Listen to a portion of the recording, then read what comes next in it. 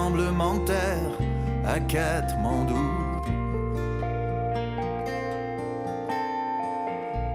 Des pirates de l'air, des présidents fous. Je sais que c'est pas le paradis, même quand on fait ce qu'on peut. Mais il y aura toujours bien pire qu'ici, même gris, même quand il pleut. Et pourtant, de temps en temps, je me surprends à être heureux. Et si l'avenir est plutôt branlant, manquerait juste si tu veux que tu viennes, que tu me tiennes et que tu me dises dans le blanc des yeux que tu m'aimes et qu'il n'y a rien de mieux qu'ici, ici, maintenant.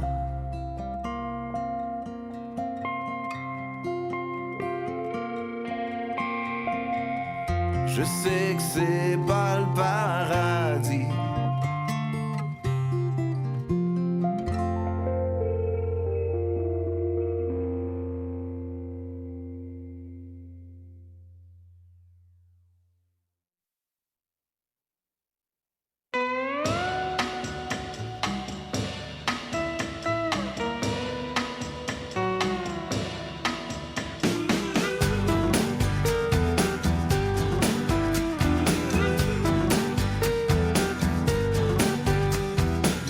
Déjà été rodé pour un show des Rolling Stones. Ils chantent toutes les tunes de Prince, y'a la même voix, le même ton. Le style qui se lève tard,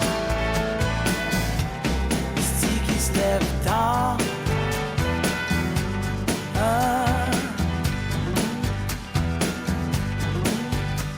Quand l'été arrive, il se promène en vieux char. Toutes les filles trippent sur lui, pis sur sa collection de vieilles guitares. Le style qui se lève tard, le style qui se lève tard.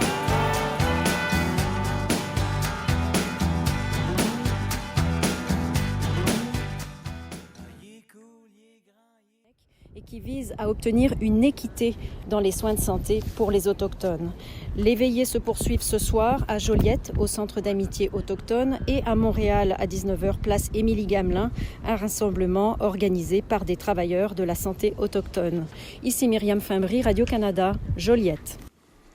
Québec annonce qu'une 3e dose de vaccin contre la COVID-19 sera offerte cet automne aux personnes vulnérables. Le Comité sur l'immunisation du Québec recommande une dose de rappel pour les personnes qui vivent en CHSLD, en ressources intermédiaires et de type familial, ainsi qu'en résidence privée pour aînés.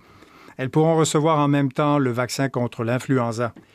Des équipes mobiles vont se déplacer dans les milieux de vie à compter de la fin d'octobre. Voici le ministre de la Santé, Christian Dubé. Parce qu'on voit qu'il pourrait y avoir une diminution de l'efficacité vaccinale après un certain temps. On l'a vu dans d'autres pays aussi. Et c'est encore plus important d'agir parce que ce sont, on l'a toujours dit, des personnes qui sont beaucoup plus vulnérables. Donc, ce qu'on veut donner à ces gens-là, c'est la meilleure immunité possible, le plus rapidement possible, étant donné le variant. Un délai minimal de 5 mois est nécessaire entre la 2e et la 3e dose. La dose de rappel peut déjà être administrée aux personnes immunodéprimées et aux personnes dialysées. Économie maintenant, les cours du pétrole brut sont à leur plus haut en 3 ans sur les marchés, ce qui donne un coup de pouce aux finances de l'Alberta. Mais certains experts préviennent que cette hausse et ses bienfaits pour la province pourraient n'être que provisoires. Le reportage de Stéphanie Rousseau. La reprise mondiale fait gonfler les prix du pétrole. La demande est plus forte que prévu alors que de nombreux producteurs avaient réduit l'offre en raison de la pandémie. Le prix moyen à la pompe devrait également continuer à être élevé pour les automobilistes. Et pour le gouvernement de l'Alberta, ce maintien des prix du pétrole au-dessus de la barre de 60 $ le baril a permis au gouvernement d'enlever 10,5 milliards de son déficit prévu en 2021-2022. Malgré tout, Joseph Doucet, qui est doyen de la faculté d'administration de l'Université de l'Alberta, l'État croit que cette hausse des prix ne signifiera pas de grand développement dans les sables bitumineux. Alors, il y a peu de chances qu'il y ait de développement de nouveaux projets très importants dans les sables bitumineux. Il va continuer à y avoir de la production, beaucoup de production. Il va continuer à y avoir de l'investissement dans les projets actuels, mais tout porte à croire qu'il n'y aura pas de nouveaux projets majeurs, un nouveau Syncrude ou Suncor, une nouvelle mine à ciel ouvert dans le futur incertain. Et par ailleurs, l'entreprise Total Energy a aussi émis de nouvelles prévisions sur le futur du pétrole lundi, affirmant qu'elle s'attendait à un pic devancé de la demande du pétrole avant 2030 et d'une électrification plus importante que celle qu'elle prévoyait il y a un an. Ici Stéphanie Rousseau, Radio-Canada, Calgary.